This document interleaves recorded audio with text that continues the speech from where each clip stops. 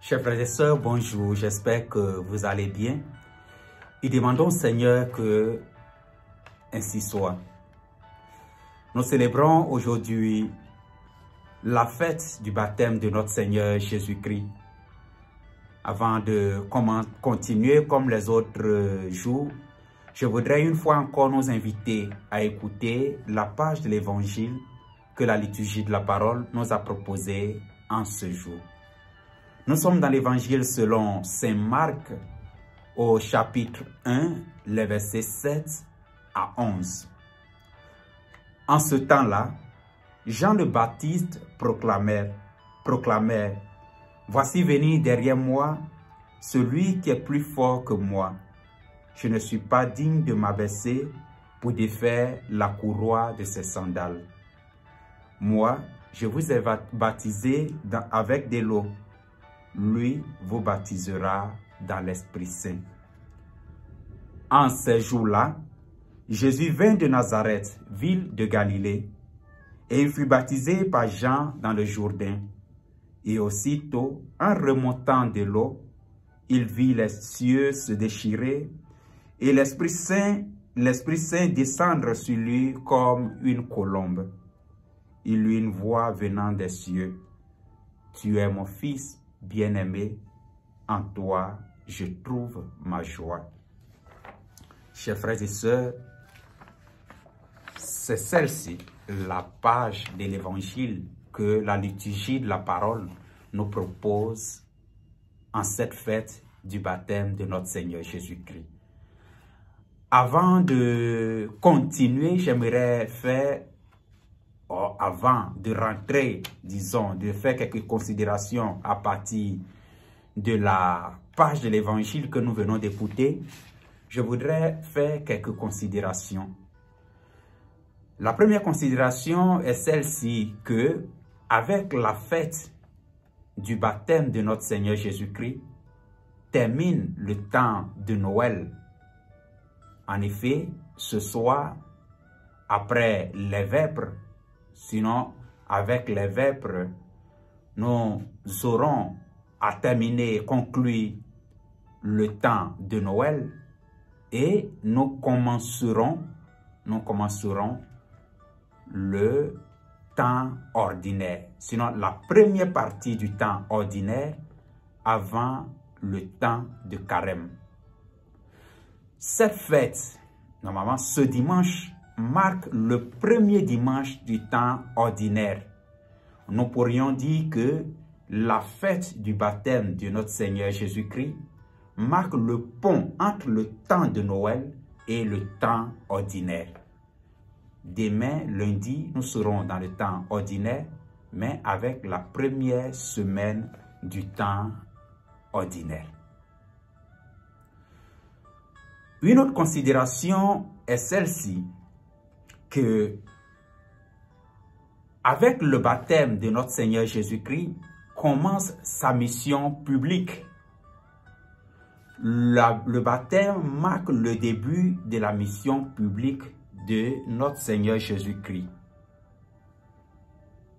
En ce baptême-là, Jésus reçoit la confirmation officielle de ce qu'il est, c'est-à-dire le Messie, et de l'enfant que nous avons vu,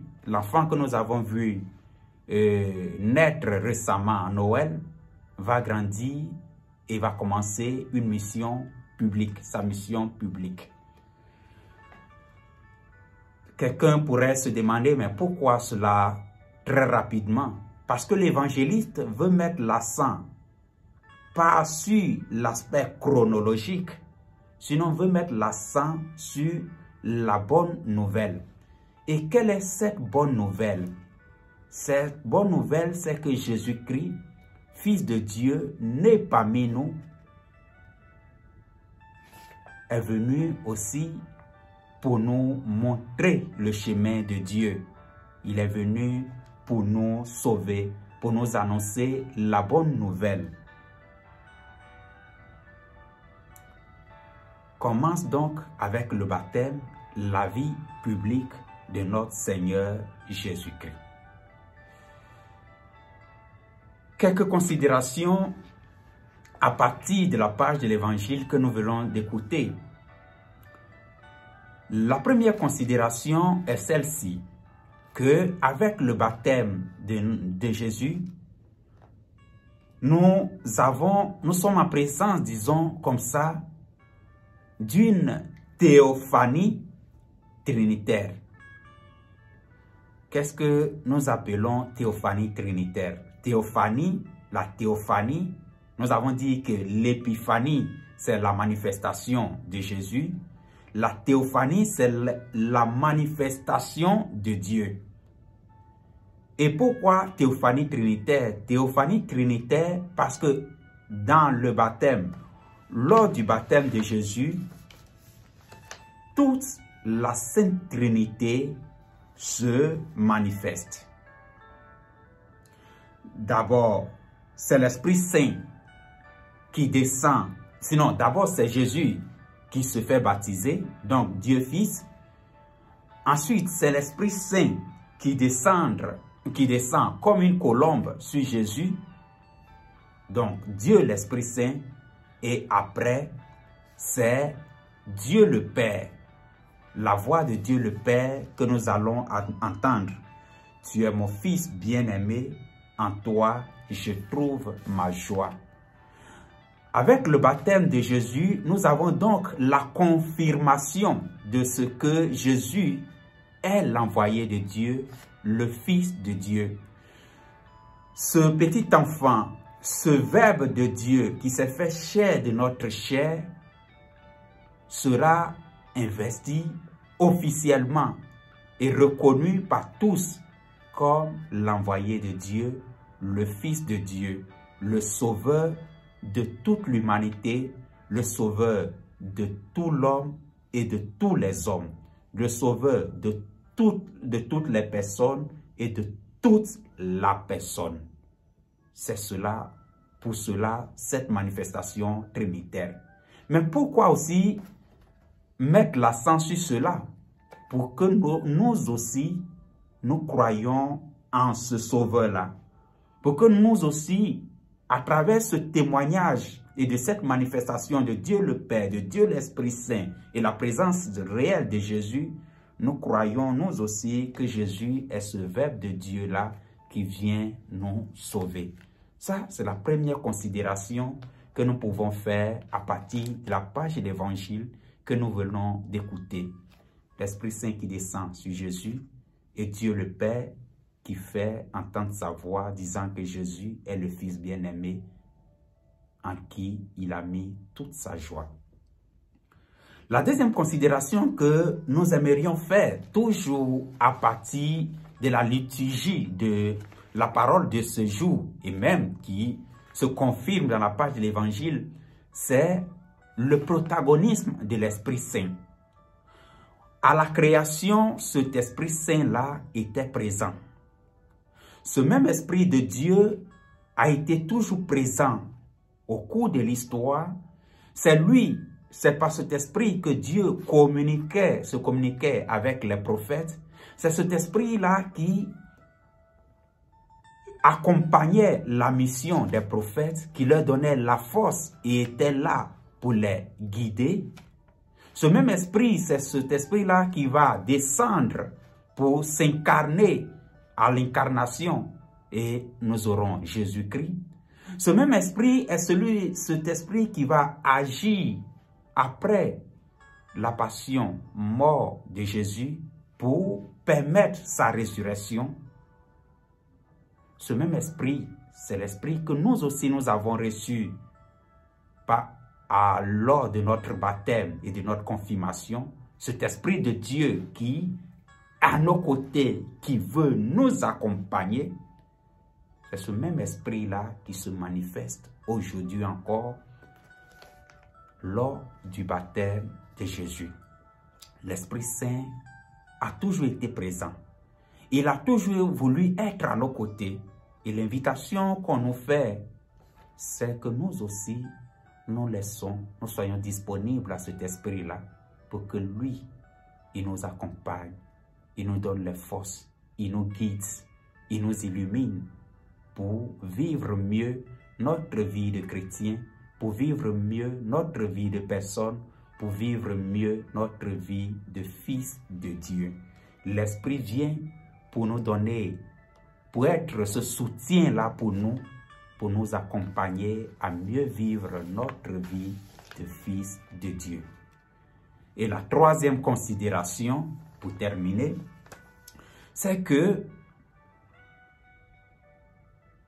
le baptême de Jésus est le prototype, c'est-à-dire le modèle de notre baptême.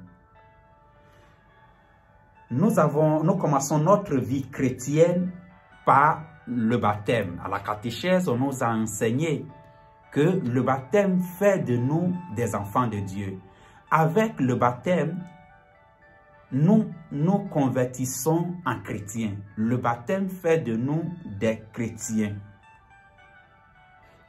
Le baptême, c'est ce sacrement-là qui ouvre la porte de tous les autres sacrements. Mais nous n'avons pas reçu le baptême comme ça dans l'air. Nous avons reçu le baptême à imitation de notre Seigneur Jésus-Christ.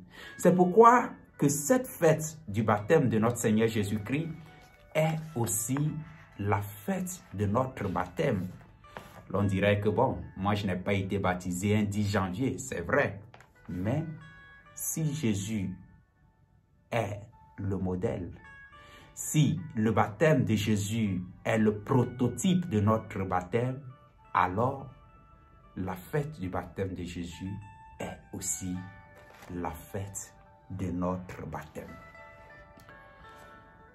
Le baptême de Jésus marque le début de sa vie publique.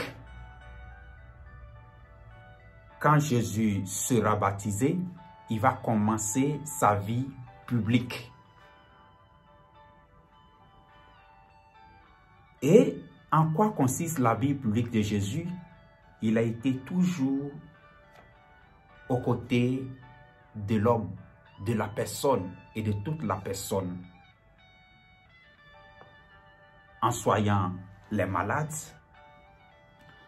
en consolant ceux qui souffrent, qui pleurent, en pardonnant les péchés, en ressuscitant les morts, en nous enseignant le chemin de Dieu et la bonne nouvelle de la salvation.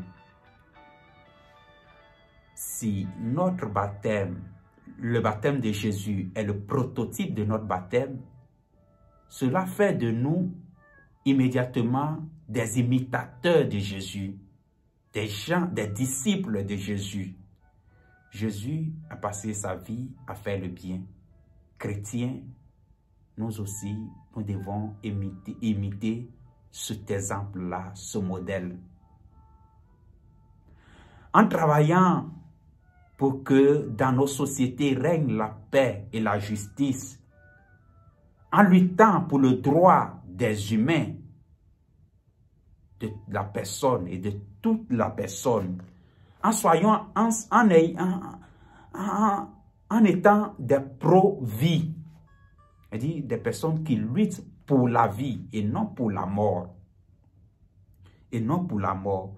En évitant la violence entre nous, en imitant Jésus tolérant, compréhensif, en construisant des ponts au lieu de construire des fleuves pour nous diviser davantage, en aidant les autres, en nous aidant mutuellement, en aidant les autres. Quelquefois, nous sommes tellement enfermés dans notre monde et que nous pensons que nous devons réussir nous seuls et que les autres non. Si, pour faire briller notre lumière, nous devons éteindre la lumière des autres, nous ne sommes pas des chrétiens. Nous ne sommes pas des chrétiens.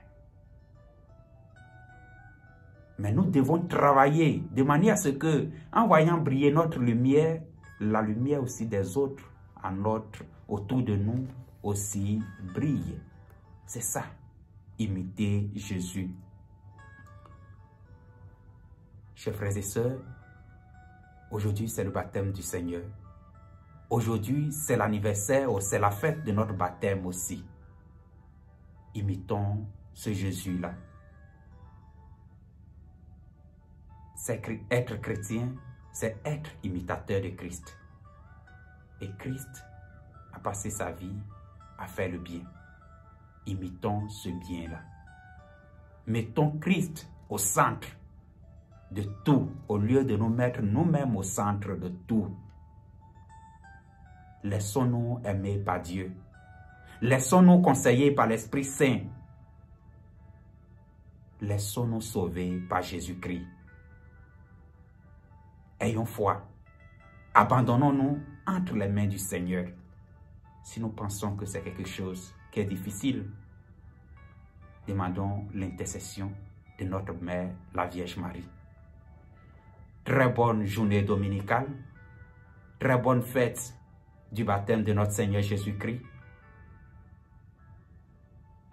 Ave Marie, toujours et en avant.